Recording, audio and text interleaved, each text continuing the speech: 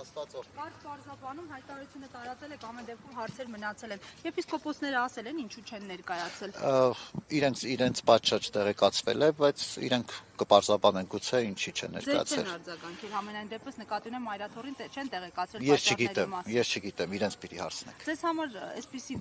որոշումը սպասելի է, Ինչ որոշում։ հայրերի կողմից չներկայանալ, Առանց մեկնաբանության, Սուրճ ջան։ Իսկ ինչպես եք գնահատում երեկվա հանդիպումը Որ հանդիպումը։ Փաշինյանի հետ 9 եպիսկոպոսների։ Այդ մասին առանց ոչ մի մեկնաբանություն։